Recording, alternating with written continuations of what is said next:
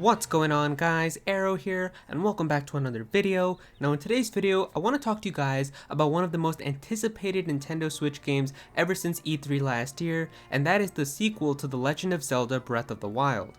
Now, ever since the sequel to Breath of the Wild, or Breath of the Wild 2, was officially revealed for the first time at E3 2019 last year, there still hasn't been any official information that has come out in terms of Nintendo, but as you know, with any new upcoming release, there's obviously going to be rumors and potential leaks going about as for what we could expect in the game. And so there's actually a couple of things that have happened in terms of Breath of the Wild 2. The first is that there's actually some official stuff that has come out from Nintendo, not really about the games, but really more of the development process and stuff behind that, and it's still kind of interesting because it gives us a perspective of the game. So I want to talk to you guys about that, and then of course we also have some potential rumors and leaks going about as for what we could expect for the story and the gameplay for Breath of the Wild sequel to be like. Now, besides the stuff that I mentioned directly in the beginning that comes right from Nintendo, the stuff that I mentioned later in the video are just potential rumors and leaks about Breath of the Wild 2, so don't expect all of that to be true. It's just something kind of interesting if you want to learn about what the game could be like, and something to just keep in the back of your head. But yeah, with all of that out of the way, let's get started. So like I mentioned, the first thing right here is directly from Nintendo, and it's actually a post that they've asked for new people that they're hiring that they put up on their Twitter last year. I think it was posted around October, and they put a picture of Breath of the Wild 2, and they were saying that they were still looking for some more developers and people to hire, which made people think that maybe the game is still kind of in the early phase of its development.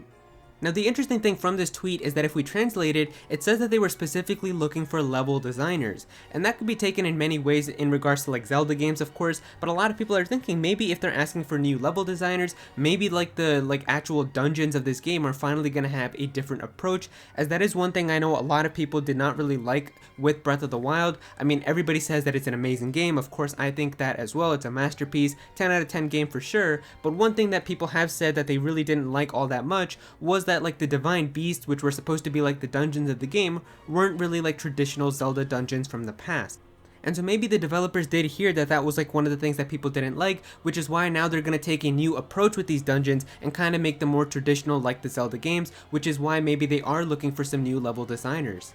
And if we click this link and look specifically on Nintendo's website where they go even more into detail about this job description, we can see here that there's actually two major things that they're talking about. The first of them is like in developing stages and levels, and there's actually a picture here from a lot of different games. It's talking about like level designing in Splatoon, level designs for Mario Kart, from Super Mario Odyssey, as well as Breath of the Wild, and it's just talking about how you kind of really have to know exactly what you want to develop and have an image of what you want the game to look like and what civilization, what era that you're in. So there's actually a really good picture here where it talks about like the whole stage of development, where like you kind of have to sketch out the image of what you want the stage to look like, and then there's actually like a whole step 2 with making that in the computer and then finally putting it into the game itself. So it kind of gives you an idea of what type of people they're looking for.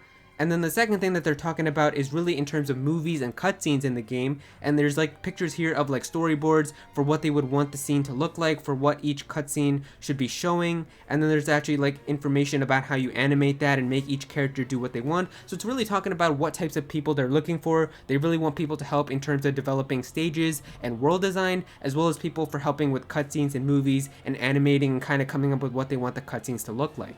And I do find it interesting how these are the types of people that they are looking for in terms of helping with Breath of the Wild 2. It really kind of makes you wonder if they're looking for level designers, are the dungeons and like areas in this game really going to be more explorative and different from how they were in the original Breath of the Wild? And also the fact that they're looking for more people to help with movies and cutscenes, does that mean that the game is really going to have more cutscenes now? Is it going to be like more cutscene heavy rather than how it was with Breath of the Wild? Whereas Breath of the Wild really didn't have that many cutscenes. Really all of the cutscenes were more if you just wanted to go and collect all of the memories. That's really where all the cutscenes happen. But it would be really cool now if instead of having the whole memory system, if the game was just like really cutscene heavy this time around, and like as you were playing through the game, like as Link and stuff, and going through the important story parts, there were just a lot of cutscenes, kind of like how you get in most RPGs. And so that's really all of the stuff that comes directly from Nintendo. Like this is all on their Nintendo website, and of course, like I said, really not that much information about the game itself, but kind of just interesting things to think about as for the approach that they're taking with the game.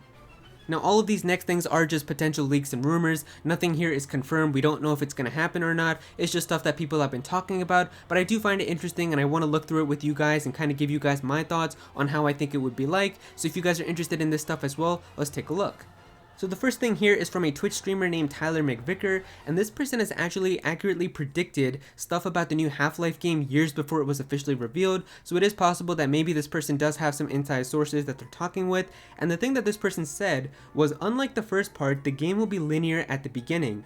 Mechanically, Link already knows Hyrule, so there is no point in climbing the towers again. So I'm assuming he's talking about like climbing all of the towers in Hyrule to unlock parts of the map, so it looks like you might not have to do that. It says here, instead the developers have filled the world with a Mismic version of Ganon, and until the infection is cleared from location to location, it will be impossible to move around the entire Hyrule.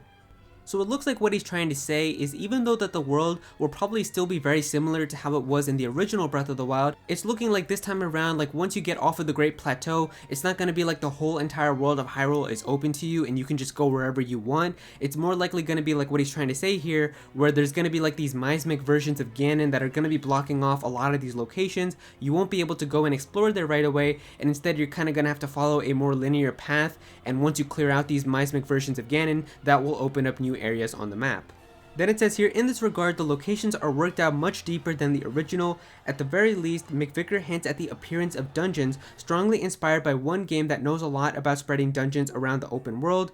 In general, while designing the world of Breath of the Wild 2, developers were inspired by Red Dead Redemption 2, which has been officially confirmed, and also another unknown game.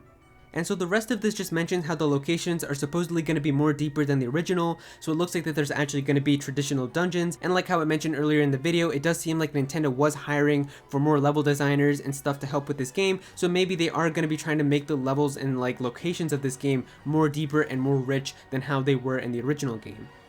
Now there was also another rumor that mentioned that Ganon is actually not going to be returning for Breath of the Wild 2. It's talking about how the story is more likely going to revolve around like the rebuilding of Hyrule after the devastation caused by Calamity Ganon in the original game, which I think could be an interesting approach, but I feel like that would be kind of confusing. Like if Ganon doesn't even appear in Breath of the Wild 2, then what they showed in the trailer? Like it doesn't really make a lot of sense, so I don't know if I agree with that. It would definitely be a way to throw everybody off by showing like that trailer and everybody talking about Ganon and all this stuff, and then they actually don't even have Ganon in the game. So it would be a cool way for the developers to kind of make everybody's theories and speculation go out the window, but I really don't think that Ganon isn't going to appear. I think that there will definitely be Ganon in Breath of the Wild 2, but I guess we'll have to wait and see. Now the last bit of potential leaks and rumors that we have for this game talks about how the game is actually going to be titled The Legend of Zelda Bond of the Triforce. Now this is supposedly what they're saying the sequel is going to be called. I don't know if that's true, we'll have to wait and see. I don't know, I kind of don't know how I would feel if the game goes from Breath of the Wild to Bond of the Triforce. I guess though if that is a very important part of the sequel, then it would make sense. Kind of like how Breath of the Wild definitely makes sense after you play the game, because it is such a big open world that it is like a game that you can say is a Breath of the Wild because of how wild and open it is. So I guess that would make sense for this title as well. It says here the supposed title fits alongside with other details of the rumor, such as the prediction that both Link and Zelda will apparently be playable, which makes sense considering the content of the reveal trailer. Further, according to the rumor, Zelda will only be playable within the new implemented dungeons, and that would be pretty interesting too. Like we know that they are probably going to be trying to do dungeons a different way this time, and so if that's like the case this time, where maybe you don't play as Link in the dungeons but you actually have Zelda helping you, or you both have to work together, that would be a very interesting type of gameplay. And then it mentions here, in terms of like the open world or just the normal world of Hyrule, Zelda is only going to appear to offer support to Link and not really be all that important of a character, which I would be kind of disappointed if that's the direction that they decide to take it. I think one thing that people have kept asking for after this reveal trailer was to have playable Zelda inside of like the world as well. Like you could switch between Link and Zelda. That would be really cool. Or like the other thing that people have kept mentioning, which is multiplayer, whereas one person could play as Link and the other person could play as Zelda, and you could both explore all of Hyrule together and help each other with puzzles and stuff. That would be really awesome, but I would be kind of disappointed if Zelda is only playable within like the dungeons and there's really not really a whole multiplayer aspect. I just think that having a huge world like this, having multiplayer, could really open up so many possibilities for fun and new things to do if they had multiplayer. And then finally, the last thing that it mentions here is that supposedly Link will get the ability to harness the power of nature, which will supposedly make him be able to change the weather. So he'll be able to make it rain whenever he wants, he'll be able to make it a thunderstorm, he'll be able to make it sunny. And then it also says here that animals are going to play a much bigger role in Breath of the Wild 2.